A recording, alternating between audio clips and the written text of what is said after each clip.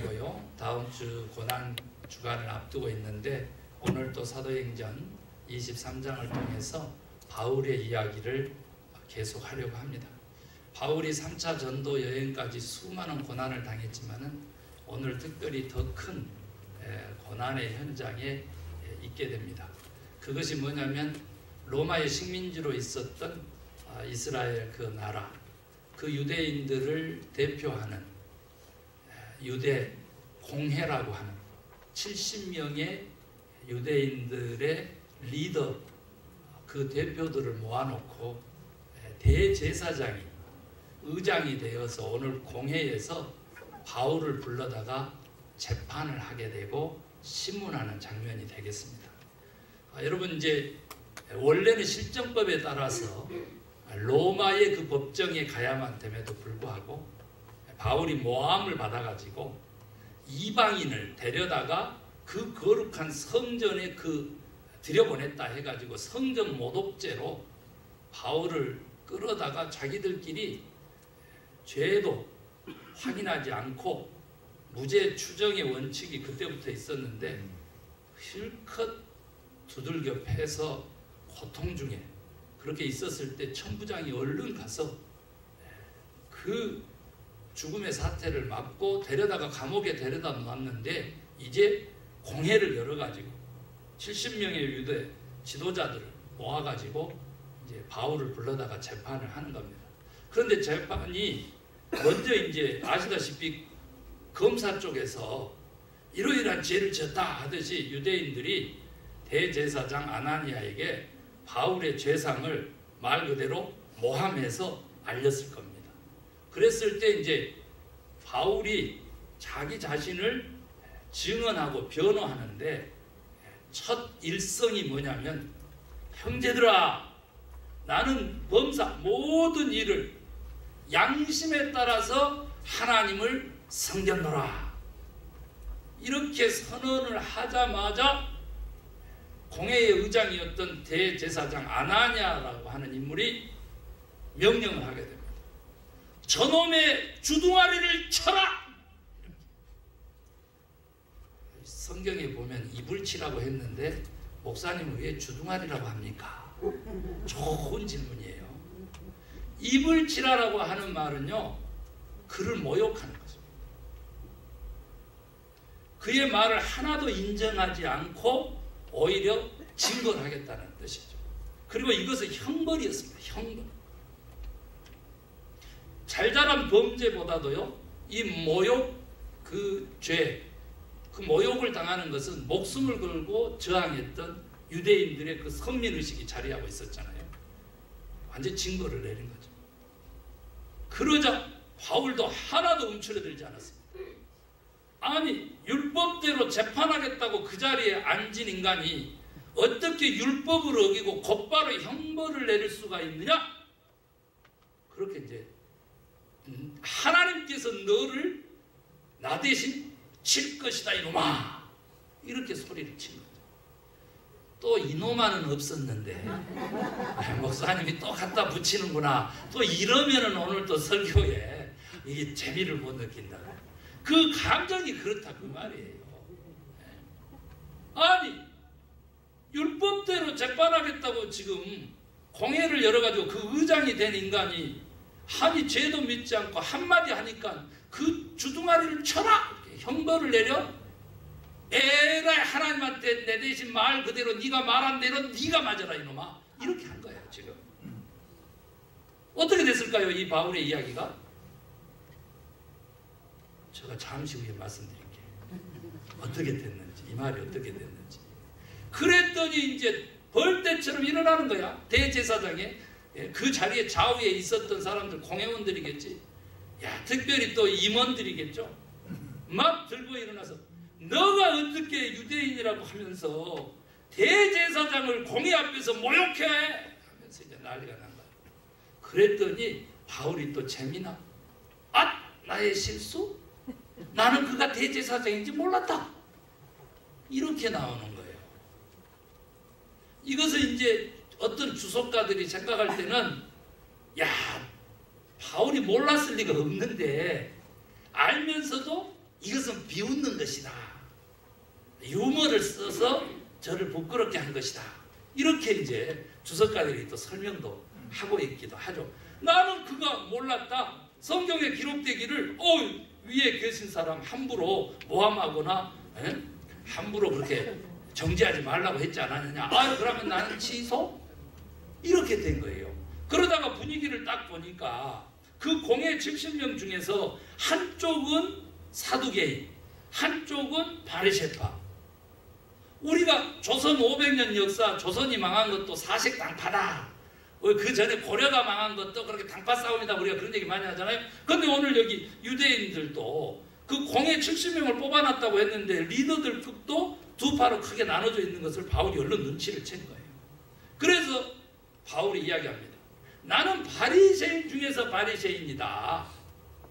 내가 지금 이런 신문을 당하는 이유는 죽은 사람들의 소망인 부활에 대해서 내가 얘기했다고 이 어려움을 당한다 하니까 당연히 부활을 믿는 바리새인들은 바리새파라고 하니까 같은 편이네 하면서 편을 들기 시작하고요. 무슨 부활이 있고 천사가 있고 영이 있어 그런 소리 하지마.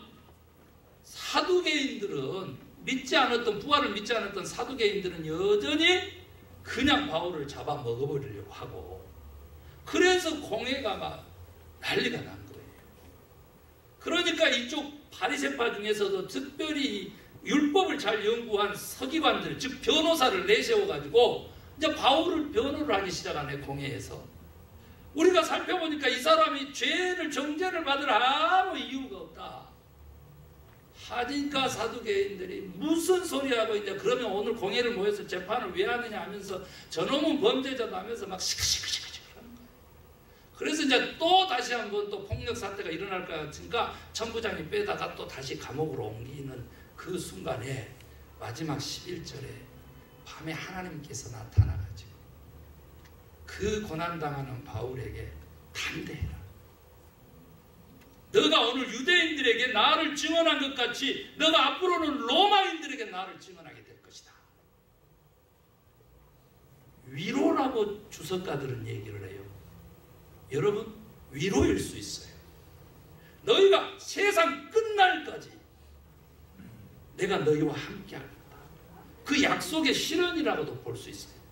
그런데 저는 구체적으로 더 묵상을 했더니 왜 도대체 선지자들이 두 번이나 나타나서 예루살렘 가지 말아라. 예루살렘 가면 체포되고 네가 고난당하고 죽게 될 것이다. 가지 말아라 하는데도 그 예언자들 선지자들 다 물리치고 바울이 여기를 갔을까? 지난주에는 제가 그 어디에도 안 나온 문제 즉 뭐예요? 분명하게 이 복음으로 구원 얻느냐 유대 율법주의로 구원 얻느냐 이것을 종지부를 찍겠다. 다른 말로 하면 예수 그리스도를 통해서 우리가 천국 백성이 되는 것이냐 아니면 모세의 율법을 잘 지켜서 천국 백성이 되는 것이냐 이 종지부를 내가 찍겠다고 그 죽음의 각오를 하고 간 것 같다 했는데 오늘 본문 11절에 보니까 그것까지도 바울의 그 계획과 그 속심정까지도 하나님께서 계획하셨다. 어떤 계획이 숨어 있었느냐 하나님의 어떤 주권이 여기에 있었느냐 그랬더니요 이것 보세요. 그냥 만약에 재수위가 돼가지고 공적으로 이렇게 재판을 받으면서 바울이 한 얘기가 아니면 이게 바울이 아무리 옳은 소리를 하고 해도 그냥 역사적으로 없어지고 마는 거예요. 그런데 오늘 재판의 현장에서 로마의 식민지인데 그 로마의 실정법에 따라서 재판하면서 한 얘기는 기록을 남기게 된다.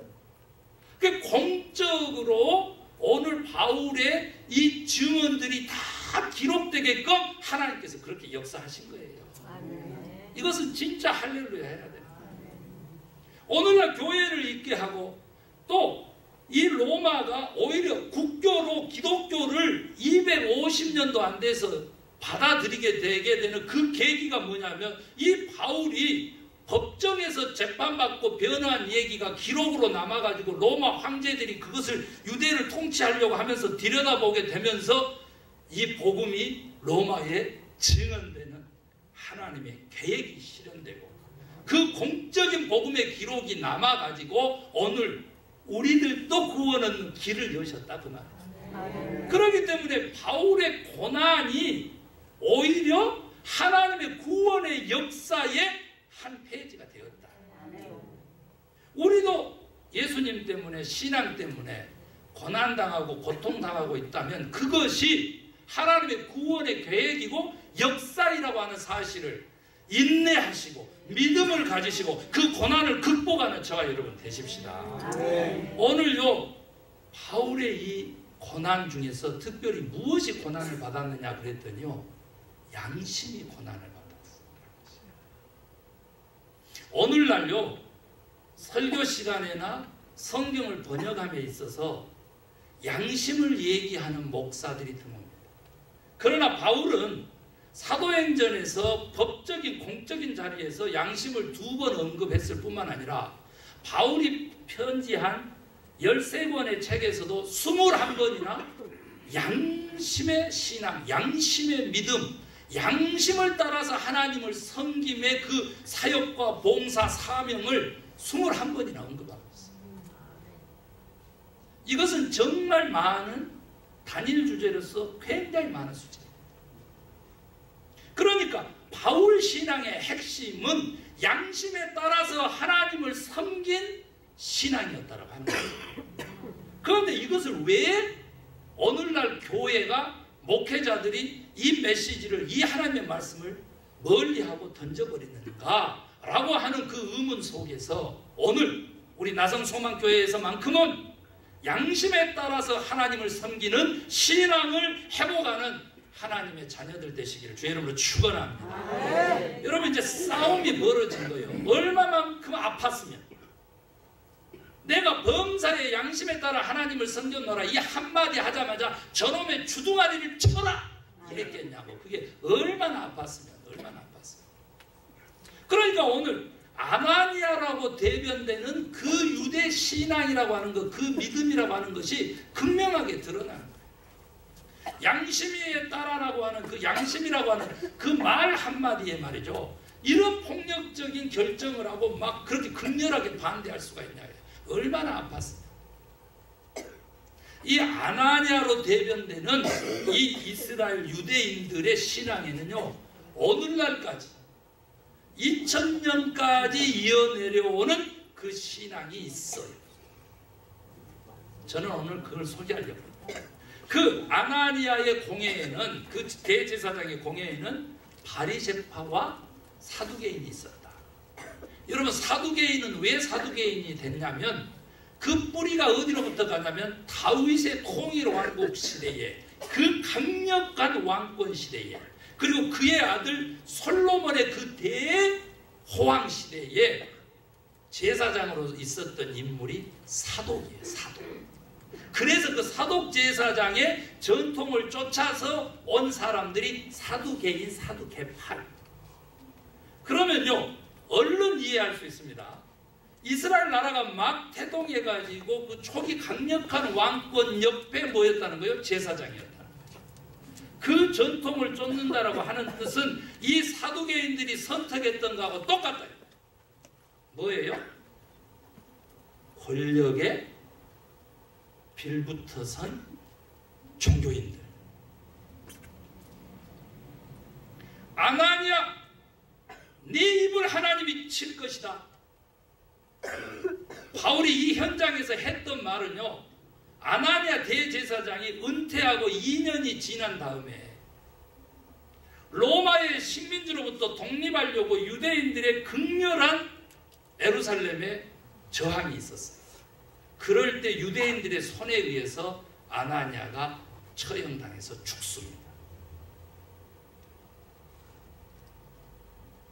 양심 얘기 듣자마자 저놈의 입을 쳐라 했던 제사장 아나니아는 그 수명을 다하지 못하고 동족들의 손에 처결당했는데, 돌 맞아 죽었는데 왜 그랬느냐 그랬더니 친로마 정책을 썼던 유대 제사장이었기 때문에 그렇습니다.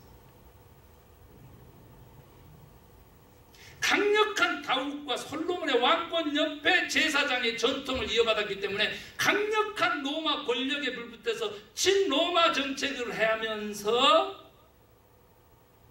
포장은 율법대로 사는 사람들, 하나님을 가장 잘 믿는 사람들, 학문적인 연구로도 엄청 뛰어났습니다. 그래서 자기들의 그 현세적인 그 기복주의 신앙을 잘도 포장을 했고 잘도 변호해왔던 사두개인들. 그들이 한 종파로 있는데 영적으로는 어쨌냐면요, 이들은요 영도 인정하지 않았고요, 동시에 그러니까 천사도 인정하지 않았고요, 그러니까 동시에 오늘 바울이 불질렀는데 성전 모독죄라고 했는데 바울이 주제를 제목을 바꾸잖아요.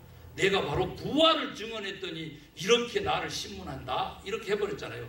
부활도 믿지 않았던 사람들, 그러니까 뭐가 남아요? 현세적인 기복적인 물질적인 복만 추구하는 거예요. 그것도 어디에 붙어서? 로마의 외세에 붙어가지고. 그런데 포장은 뭘로 한다고? 우리가 유대 전통을 지키고 우리가 민족주의자입니다 하면서 떠들어. 그래서 영적으로 보면요, 기복주의고 현세주의적이기 때문에 하나님의 주권은 멀리하고 인간의 자유의지에 집착했던 인물들이 사두개인들. 네 행위도로 보상받는다라고 하는 그 율법을 너무 좋아해가지고요, 그러면 더 정의롭게 공의롭게 올바른 길을 쫓아야 되는데 그렇게 하지 않았다. 그런 거 하면은 바리새파는 그 뿌리가 어떻게 가냐 그러면 2차 바벨론 포로에서 귀환했을 때 썼던 에스라 시대로 그렇게 넘어가요. 에스라는 말 그대로 학사였어. 학사. 율법사였다 그 말이에요.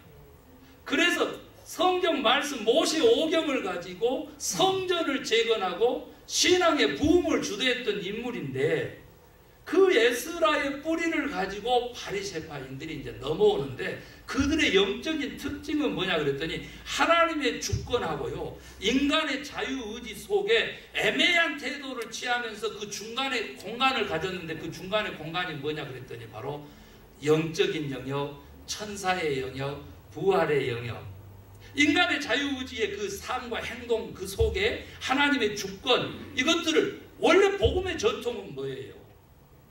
이렇게 양쪽으로 나눠놓고 중간지대를 두는 거 아니에요. 오늘날에는 뭐예요 여러분? 카톨릭의 종교 신앙 체계하고 비슷한 겁니다. 카톨릭 교회. 그럼 조금 전에 얘기했던 사두개인들은 어느 체계에 비슷하냐면 무슨 제가 교단 얘기하지 않을 거예요.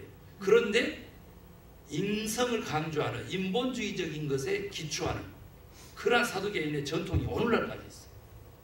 몇몇 교단 뽑으라면 뽑을 수 있어요. 놀랍습니다. 따라서 오늘 우리가 복음의 온전한 신앙의 모습을 듣고 그곳으로 우리가 회복해야지, 그렇지 않으면 저 회칠한 담 같은 놈 이렇게 얘기했다니까.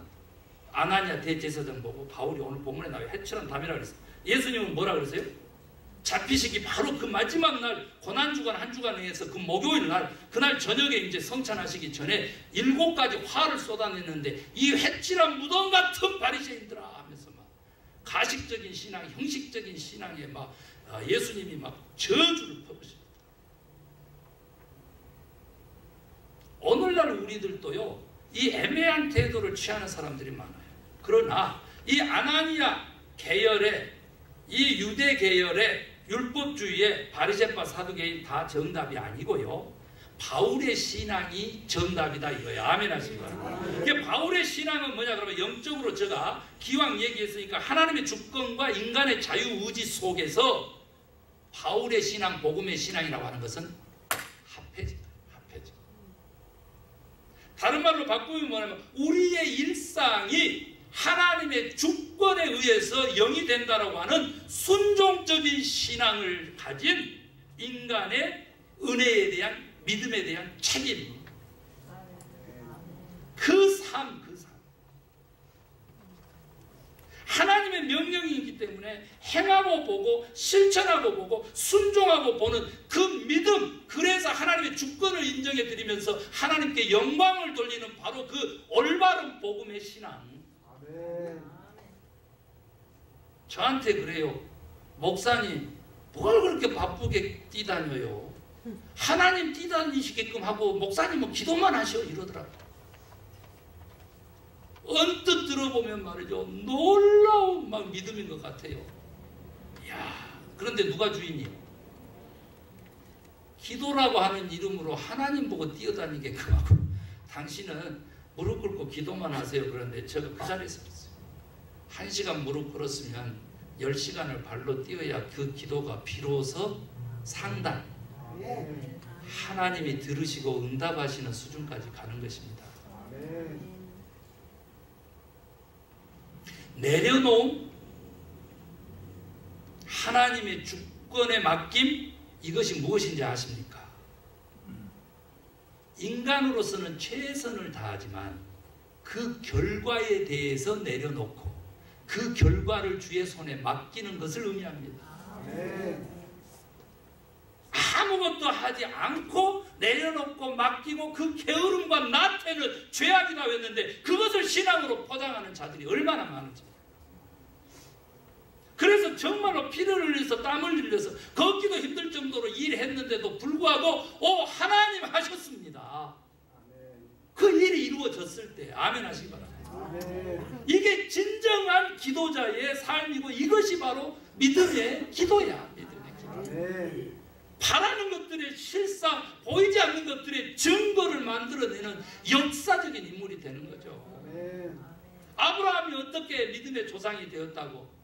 아들 진짜 제물로 바치려고 칼을 들었다니까.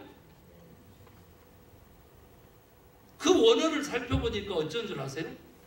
목 잘라내고요, 사지 절단하고 내장 갈라서 창자 싹 도려내고 살만 남겨가지고 하나님께 바치는 제사야. 그것을 보고 믿음이라고 하고 그 믿음으로 구원 얻었다고 하고 히브리서 11장 좀 읽어봐. 행함이 없는 믿음은 죽은 믿음이라고 그렇게 얘기하는데 단 한 번도 예수 믿지 않는 사람이나 또 예수 믿다가 좀 쉬고 있는 사람이나 그분들한테 우리 같이 신앙생활 합시다. 나 너무 나성소망교회 가니까 신앙이 기쁘고 믿음이 이렇게 즐거운지 몰랐다. 말씀도 그렇게 귀에 쏙쏙 들어오고. 김 목사가 이렇게 해놓고 한번 웃어줘야지. 조금 부끄러우니까 웃어줘야지 또. 그래서 왜 귀에 쏙쏙 들어와요? 그랬더니 내가 귀가 멀어가지고 잘 안 들리는데 김 목사는 하도 소리를 지르잖아. 보청기가 필요 없어서 쏙쏙 들어오지. 또 이래가지고 내가 또 감동 2배로 먹었죠. 여러분, 하나님의 주권이 우리들의 삶을 지배할 때에 그걸 성령 충만한 삶입니다. 하나님의 성령님의 다스림을 받는 성령 충만한 삶이라고 합니다.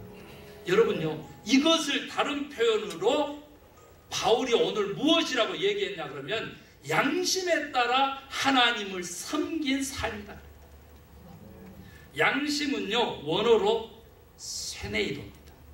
그 쉐네이도라고 하는 이 헬라의 뜻은요, 알다라고 하는, 구약의 히브리어로 야다라고 해가지고 남녀관계로 아는 것처럼 하나님이 우리를 안다 라고 했었을 때 썼던 그것처럼요, 이 쉐네이드 양심이라고 하는 것은 하나님도 아시고 나도 아시고, 우리 인간 75억의 인간 중에서 김재일 목사가 얘기하는 하나님의 형상은 뭐냐 그랬더니 양심이 첫 번째다. 5가지 형상이 있는데 양심이 첫 번째. 아무도 얘기하지 않아도 내가 범죄하면은 내 심장을 두드리는 그 양심.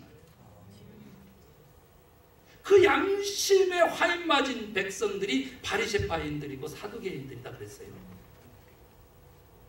양심이 다시 회복돼야 돼요. 이것은 다른 말로 하면 기독교인들이 보다 더 윤리적으로, 보다 더 도덕적으로 탁월한 엑셀런시를 가져야 된다는 뜻이에요. 우리는 하나님과의 관계에서, 신앙관계에서 윤리적이고 도덕적인 관계만은 아닙니다. 우리가 죄를 짓고요, 사죄하고 용서를 빌면 하나님은 묻지도 않고 용서해 주시는 하나님이세요. 아멘 하시기 바랍니다. 그런다고 하고 그런 사랑을 받은 인간이라면, 그런 은혜를 누리는 인간이라면, 그래서 죄와 형벌로 죽을 수밖에 없는 죄인인데 살려서 의인 만들어주고 구속의 은총을 누렸다면은 다시는 그런 죄를 짓지 않으려고 노력하는 한 인간으로 서야 된다는 거죠. 언제나 죄를 지어도 괜찮아 하나님께서 다 용서해 줘. 이런 인본주의적으로 심리학적으로 위로만 전하는 말씀 가지고는요, 오늘날 교계가 무너지고 말고 교회가 다 사라지고 말아요. 다음 세대 우리 젊은이들이 보고 배울 것이 없어. 보고 배울 것이. 제가 양심만 가지고 그런 얘기를 한지 아세요? 그 양심 최대의도는 생각에서부터 깨달음, 즉 은혜죠. 그 모든 내용이 다 있어요. 알다, 생각하고 깨닫게 되다, 이런 내용까지 다 있어요. 그 양심이라고 하는 단어에. 그러면 우리가 뭐예요? 영이 뭘로 함께 간다고? 생각하고 마음하고 영하고 같은 단어를 쓴다니까. 그 양심을 잃어버리면 내 영혼을 팔아버리는 것과 같다고요. 우리 크리스찬들이 양심대로만 산다고 한다면 복음의 확장은 날로 날로 부흥하고 하나님의 나라는 이 땅을 지배하게 될 것이라고 저는 그렇게 믿습니다. 우리 집에서 내 관계성 속에서 양심이 살아날 때 그 관계는 천국과 기쁨일 거라고 생각해요. 양심이 찔렸잖아. 오 죄송합니다. 오 죄송합니다. 권사님 미안해. 아 내가 깜빡했네. 괜찮아. 잊어먹으니까 인간이지. 이렇게 되는 거죠. I'm sorry 할 수 있게 되는 거야. 그런데 이 양심이라고 하는 이 단어의 뜻에서 우리들이 신앙의 본 모습을 회복할 수 있는데요. 그 다음이 더 중요합니다. 이 양심을 따라서 뭐 했다고? 하나님을 섬겼다. 따라하십시오. 하나님을 섬겼다. 섬겼다가 너무 중요해요. 섬겼다라고 하는 헬라어가요, 폴리티오라고 하는 원어를 썼어요. 이게 무엇을 뜻하느냐 그랬더니 얼른 들어도 알겠죠. 여기 우리 LA 다운타운 이 대도시, 여기를 뭐로 불러요? 메트로폴리탄 이렇게. 메트로폴리탄 하듯이 폴리티오는 도시를 의미하는데요, 도시의 시민으로서의 법을 지킨 그런 뜻이에요. 무슨 말이냐 그랬더니 양심이라고 하는 것이요, 하나님의 그 형상과 맞닿아 있는 하나님의 주권이라면, 폴리티오라고 하는 하나님을 섬겼다라고 하는 이 섬김의 그 단어가 의미하는 바는 실정법을 의미하고 실생활을 의미하는 거예요. 이것 두 개가 합해진 신앙과 사명과 사역이었다 그 말이에요. 알지니 진리가 너를 자유케 하리라.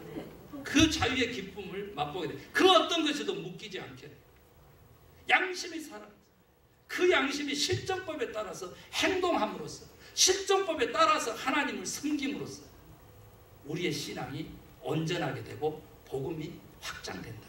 아멘. 이것을 감옥에 바울을 가둬가지고 수많은 7번의 재판을 통해서 공적인 기록으로 남기면서 하나님이 어떤 하나님이신지를 역사의 공적인 기록으로 남기시는 하나님의 그 계획이 숨어있다. 이것이 위로입니다. 그래서 성경의 구성 요소 중에서 두 번째 그 역사적인 기록서가 굉장히 많은데, 구약에 12권, 신약에 우리 사도행전이 한 권이, 역사서가 의미하는 바는 뭐예요? 네가 바로 나의 역사다. 하나님이 그렇게 칭해줘요. 오늘 우리는 하나님의 역사를 쓰는 주인공들입니다. 하나님의 영광의 역사, 하나님의 기쁨의 역사를 쓰는 주인공이 될 수 있는 비결은 양심에 따라 하나님을 섬기는 사람들. 하나님의 주권과 인간의 자유를 가지는 실삶을 통합해서 분리시키는 게 아니고, 하나님의 주권이 언제나 우리들의 삶의 말과 생각과 행동에 임할 수 있도록 해드리는 것이 진정한 복음이고 신앙이고 믿음인 것을 주의 이름으로 선언합니다. 아멘. 자, 우리 함께